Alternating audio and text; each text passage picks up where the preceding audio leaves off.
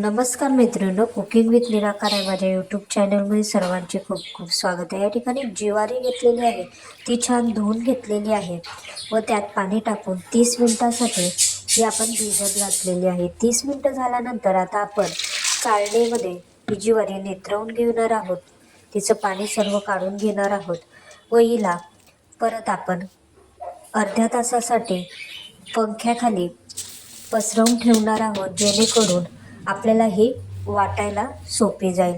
वाटणं म्हणजे आपल्याला त्याला कांडायचं आहे। जुन्या पद्धतीने आपण आता काढू शकत नाही, कारण की आपल्या घरी खलबत्ता वगैरे नसतो, तर आपण आता मिक्सरच्या साहाय्याने याला काढून घेणार आहोत। या ठिकाणी छान असं आपलं ज्वारी ही अशी कोरडी झालेली आहे। आता आपण मिक्सरच्या भांड्यामध्ये ही ज्वारी टाकून मिक्सरच्या भांड्याला फक्त एक पेर मारून वाटून घेणार आहोत। या पद्धतीने आपण त्याचे फोत्र काढून घेतलेले आहे। परत आपण त्याला 20 मिनिटांसाठी परत कापडावरती पसरवून ठेवणार आहोत। कापडावर पसरवून झाल्यानंतर सुपड्याच्या साहाय्याने आपण त्याचे सर्व फोत्र हे आपण काढून टाकणार आहोत। या पद्धतीने आपण हे फोत्र काढून घेतलेली आहे।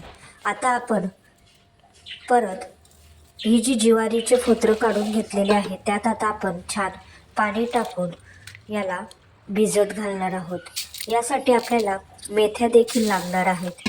मेथ्या देखील आपण छान भिजत घातलेले आहे।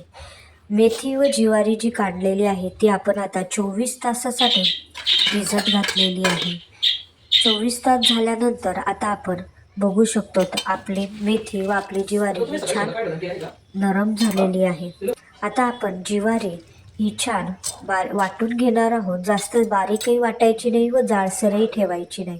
आता आपण या भांड्यामध्ये ज्वारी काढून घेणार आहोत। सर्व ज्वारी वाटून झाल्यानंतर आता आपण मेथ्या ज्या भिजवलेल्या होत्या त्या देखील छान वाटून घेणार आहोत। मिक्सरच्या भांड्यात आपण मेथ्या देखील वाटून घेतलेल्या आहेत। आता आपण त्या ज्वारीच्या वाटलेल्या मिश्रणामध्ये मिक्स करून घेतलेलं आहे। तुम्हाला ही माझी रेसिपी कशी वाटते हे मला कमेंट्स बॉक्समध्ये सांगायला विसरू नका व बेल आयकॉन दाबायला देखील विसरू नका। या ठिकाणी आपण हे रवण परत 12 तासासाठी बंद डब्यामध्ये ठेवलेलं होतं। आता ज्यावेळेस आपल्याला हे धिंडे करायचे आहे त्यावेळेस आपल्याला त्यामध्ये मसाला टाकायचा आहे। या ठिकाणी मी लसूण, जिरं आणि मिरची वाटून घेतलेली आहे, ती आता या रवणामध्ये टाकलेली आहे। यामध्ये चवीपुरतं मीठ देखील टाकलेलं आहे व आता छान हलवून घेणार आहोत। हलवून घेतल्यानंतर आता आपण गॅसवर पॅन ठेवलेला आहे, त्या पॅनवर आपण हे रवण टाकणार आहोत व आपला गॅस हा जोरातही नको व जास्त मंदही नको। त्यावर थोडंसं तूप टाकून छान होऊ देऊया। एक साईडने आपला धिंड छान झालेला आहे। आता आपण त्यावर छान गूळ टाकणार आहोत। गूळ टाकल्यानंतर आपण त्याला मंद आचेवरती परत 5 ते 10 मिनिटं होऊ देऊया।